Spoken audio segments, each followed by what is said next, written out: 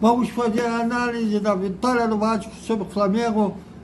Vitória de maiúscula, gigante do gigante da colina. Que seja um início nos adversários. Voltem a respeitar o Vasco. Vamos falar sobre isso após.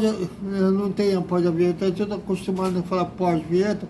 Essa é a edição, nossos dois editores estão de folga. Salve, galera do Vascão! Mais um vídeo para o Vasco da Cidade, com o apoio do nosso Vasco Connection. Antes de mais nada, eu penso que aquela ajuda, como que ajuda?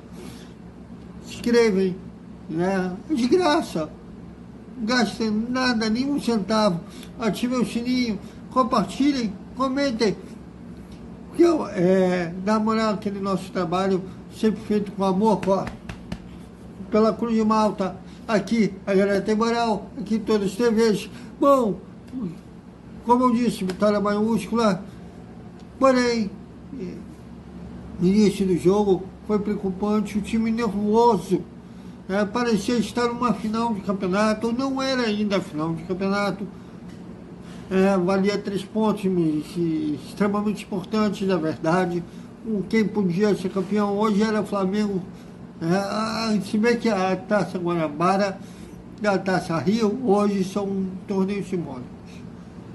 Eu gostava na Taça Guanabara e Taça Rio, quando no antigo relongamento, que era fácil, até para quem não é familiarizado com o futebol, quem não é atenado com o futebol, entender porque o campeão da Taça Guanabara faria a final do Campeonato Carioca com o campeão da Taça Rio. Se um time ganhasse os 2 turnos, era campeão direto. Agora não é mais assim.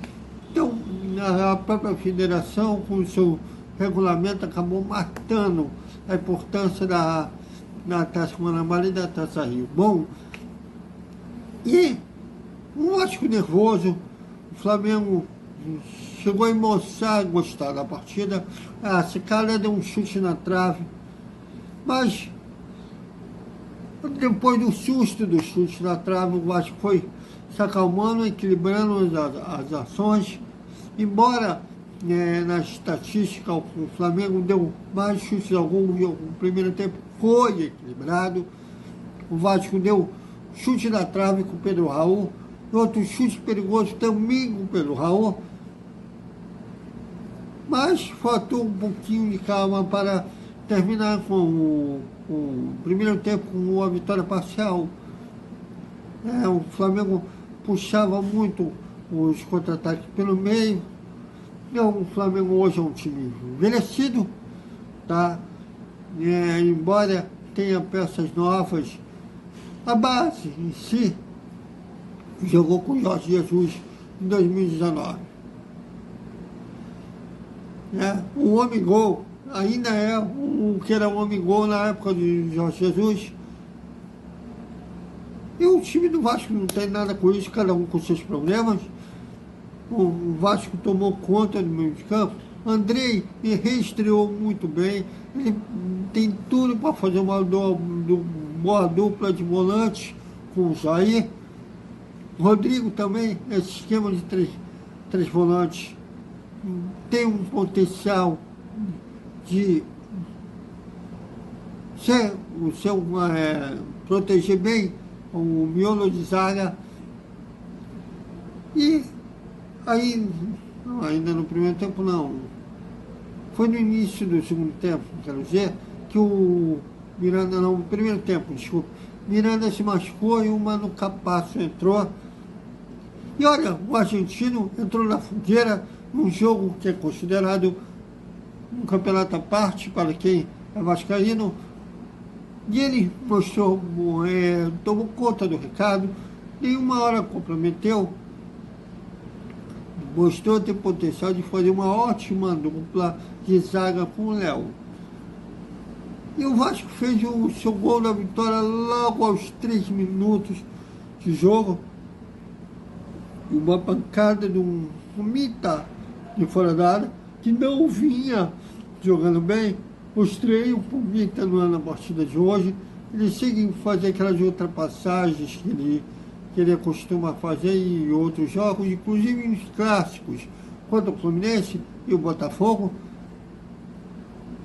Hoje ele esteve abaixo do que ele pode produzir, reproduzir, mas fez um golaço. É um chute difícil de acertar, e era uma distância considerável, um belo gol. E depois o Vasco deu um campo para o Flamengo para tentar explorar os contra-ataques. Pedro Raul, o Nenê é um cara que em um jogo com um adversário mais frágil, beleza. E um jogo que de muita intensidade, como um clássico Vasco-Flamengo, ele quebra essa intensidade. Embora ele perdeu uma oportunidade de ampliar o placar, sofreu pênalti. Eu acho que o Pedro Raul já havia perdido pênalti, se eu não me engano, foi no jogo contra o River Plate, se eu não me engano, que ele perdeu contra o Volta Redonda, que ele perdeu pênalti. Acho que ele deveria dar um tempo, pelo jeito, mas da mesma maneira que o pênalti que ele perdeu contra o Volta Redonda, ele não deve treinar pênalti. A meia altura, se o goleiro escolher o canto certo, pega. De novo ele bateu na meia altura. Mas foi pelo Raul, um jogo coletivo, era importante, fez um pivô, né, deu chutes perigosos, mas talvez pênalti não seja para dele. Como, por exemplo, um dos grandes artilheiros do Vasco, o Romário, fez gols de pênalti, o milésimo gol dele foi de pênalti, mas ele mesmo dizia que o gol de pênalti era feio, ele não gostava de bater pênalti. Tanto que na primeira passagem ele não batia aqui, mas era o Roberto ou o Giovanni. E o Pedro Raul insiste, bate da mesma maneira, perde, toda vez o goleiro pega. Acho que deveriam rever um batedor, principalmente que ele podia ter sido o vilão da partida. Imagina se o Flamengo empata. Em clássico, perder pênalti pode fazer muita falta. Eu Vasco deu uma recuada perigosa, né, nos minutos finais. O Léo Jardim apareceu muito bem. Para quem estava meio desconfiado do goleiro e deu seu cartão de visitas, o Vasco, na verdade, tem dois grandes goleiros, ele, o Léo Jardim e o Ivan. Eu sei que ainda terá, ao longo do ano, altas discussões entre os torcedores que deve ser titular, que não deve. Mas hoje, o Ivan na cabeça. O Léo Jardim mostrou porque o Maurício Barbieri tem preferido ele como titular no gol do Vasco. Muitos vieram com desconfiança, a contratação do Lucas Piton, mas ele tem mostrado até aqui uma boa válvula de escape na esquerda. Foi ele que fez o cruzamento que a zaga do Flamengo cortou parcialmente para o gol do Pumita. Enfim, um time, como o próprio Nenê disse no pós-jogo, um time que tem que manter os pés no chão, está no caminho certo, vindo outros jogadores para agregar nesse time. Olha, tudo indica que o Vasco tem de tudo para fazer um campeonato brasileiro do melhor dos últimos anos, mas depois do time de 2011, que foi vice-campeão brasileiro, dos últimos anos. Vitória justa, vitória gigante, vitória que a gente vai ficar cantando durante a semana. O Vasco agora só precisa de um empate um jogo contra o Bangu, quinta-feira, às 7h30, no Moinhos São Januário, para se classificar para as semifinais. Mas olha, foi uma vitória. Aliás, em termos de clássico, o Vasco teve um bom aproveitamento.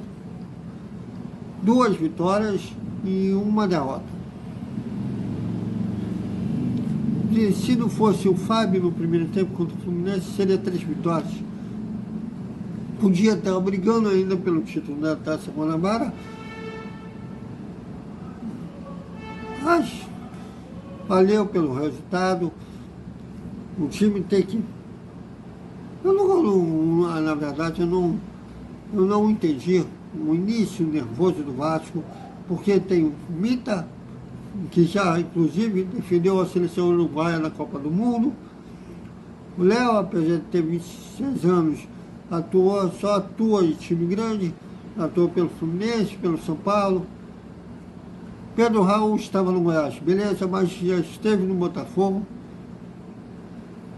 O Alex Teixeira, não entendi o nervosismo do Vasco no início da partida, ainda bem que não comprometeu, mas é preciso que o Maurício Barbieri converse com os jogadores sobre isso. Bom, até mais com mais Vasco. E olha que eu falei foi com o Eduardo Ferrari quando a gente estava esperando a liberação na entrevista do Capasso. Falei, ó, do jeito que eles jogam e do jeito que a gente vem jogando, que o Vasco vem jogando, dá para vencer. Inclusive eu falei aqui no vídeo para o Vasco Velocidade, falei que dava para o Vasco vencer. Vitória deixa o Vascaíno assobiando durante a semana. Ainda está perfeito? Não está. Mas está trilhando, está no céu. Bom, e alguém viu, alguém tomando pântano comemorar a vitória sobre o Flamengo? Pois é. Então até mais com mais Vasco. Até mais.